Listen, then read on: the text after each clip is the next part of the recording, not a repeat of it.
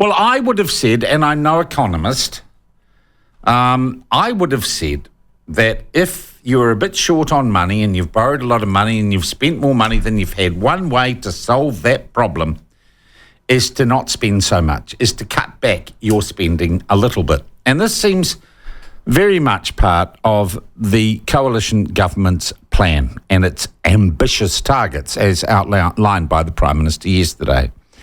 And one of the ambitions that it has is to reduce quite severely, if you read the mainstream media and you hear from the unions, reduce quite seriously the number of public servants that are employed to deliver the goods and services that a government provides, though there are, of course, assurances that frontline staff and things like health and law and order will not suffer or will not be greatly reduced. But is this the panacea to our economic woes, to the recession we find ourselves in? Well, I was surprised to read that a pretty regular correspondent on the program in Matters Economic thinks it might be a little bit risky. And I'm really interested in having him on to tell us why. So a very warm welcome, please, to Cameron Bagrie from Bagrie Economics. Cam, nice to have you back, mate. How are you? Good. Just sitting on the motorway, heading down between Auckland and Hamilton. All right, using some of our infrastructure. Well, no doubt I'll run some road cones soon. All right. Cameron, what's wrong with cutting the public service? Well, there's nothing wrong with cutting the public service as long as you're cutting into fat and you're not cutting into muscle. And that's the fine balancing act that we've got here, sure. Look, when you see an 80% increase in government spending over a 5 to 6 year period, you can pretty well guarantee there's going to be a fair bit of fat that's found its way into the system, and that fat needs sliced out. Yeah. But it's a pretty delicate balancing act, whether you look at front office versus back office. Look, you need your back office to be functioning for your front line to be efficient in the delivery of services. So the government's right to be doing what they're doing. The proof will be in the delivery, whether they're truly taking out fat or whether we start to cut into muscle. And that's the big uncertainty we've got here, sure. But we want to get rid of one and we don't want to touch the other. In practice, that's going to be pretty tough balancing act to strike, I suspect. All right. What is the danger if you do cut into the muscle? Well, let's have a look at just an example here. Education. All right. Yeah, we tend to talk a pretty big game in regard to the economy. But if you think about what's the most important foundation of the economy in 30 years, it's the education, attainment, achievement, attendance that we see today. Yeah. Because those kids of today are the foundations of the economy in 30 years. Yeah. Yeah, so if we're not, this is not just cutting short. Yeah, there's another aspect, is that are we underinvesting in certain areas? And I have a look at education, and I find it mind-blowing that we now spend more on New Zealand superannuation than what the operational spend is across early childhood, primary, secondary and tertiary education. Yeah. And I look at that through a common sense lens, and it just doesn't seem right to me. But that's what the figures are telling us, is that there's more going out the door to 65 plus. That's what's going to the guardians of New Zealand's economic future down the track. So this is not just about cutting fat versus muscle. This is all about prioritising where we want to be getting real bang for our buck. And I know the government is they've somewhat ring-fenced law and order, education and healthcare.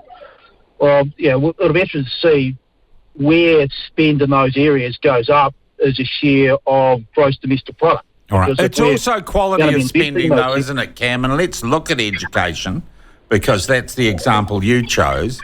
And let's look at the announcement, 5 weeks ago, that Labor had simply not made the provision for funding of a whole lot of school building projects. And it found that there were wide variances in the money being allocated to school building, that there is no standardised architectural plan for a school building in New Zealand. There are no guidelines as to what a classroom needs to have. there were no efficiencies, it seemed to me. Schools were just said, oh, we'll give you this much money, or go and design something that you like. Go and design a bespoke classroom or a bespoke classroom block without any discipline around that expenditure, without any attempt to make it more efficient, that spending. Yeah, well, I think there's three things. Look, if you ever look at education investment building consents that were issued under the previous national government, they didn't issue an awful lot. So Grant Robertson inherited a problem in regard to there was underinvestment in education facilities buildings, so they need to play a bit of catch up. Now, what they then did was, did they cookie cutter? Did they standardise? Go for an efficient delivery model? The answer is no. Yep. And what also took place is that inflation has been ruthless across the board, whether it be a hospital, education, bridge, roading.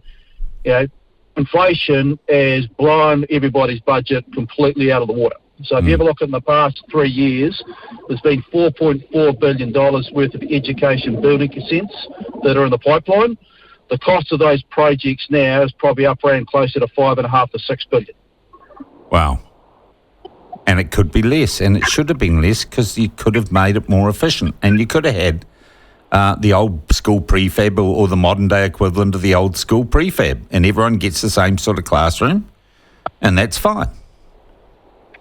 Yeah, well, we're going to need to, when inflation implicitly means you're going to deliver yet less, well, you don't want to deliver less, but you've got to deliver more value to make the savings. So that's when you go with a little bit more of a standardised approach, is a little bit, and something that's a little bit less grand, but something that's still going to get the job done. Cameron, is there, when you want to cut spending in a government department, there's a rule of thumb about how much of that's going to be CapEx and how much of that is people cutting jobs? Because cutting a job, I imagine, is it the most economically damaging thing you can do, putting someone out of work?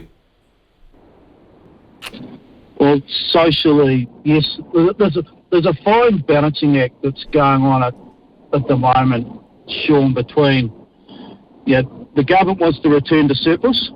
Yep. They're also talking a pretty big game in regard to CapEx or infrastructure spend. Yep. And they want to maintain frontline services, and at the same time you want to deliver tax relief. And it's what we call the impossible trinity. You can probably hit two of those three. Now the issue is, which one are you going to sacrifice? And the government obviously is prioritising tax relief. They want to show credibility by getting back to surplus, albeit probably a year later. There's going to have to be some sacrifice on the other side, whether that be some areas of core government spending, or the one that worries me is that we see a whole lot of capital investment projects that get deferred, pushed out.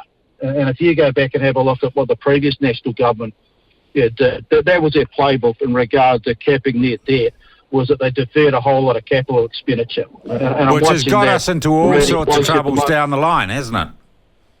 Yeah, it did. So I'm watching that really closely in the budget in regard to where do we see a bit of cancelnomics or defernomics within infrastructure capital spend to make your debt numbers look a little bit better. But of course, that defernomics, that cancelnomics, eventually comes back and bites you down the track because you still need the facilities. You have a look at the quality of the hospitals around New Zealand. There's a whole lot of regions that need one, but for some reason or another, I suspect they're going to get pushed out a little bit. Don't talk to the National Party people about that in Dunedin. That's off the agenda down there.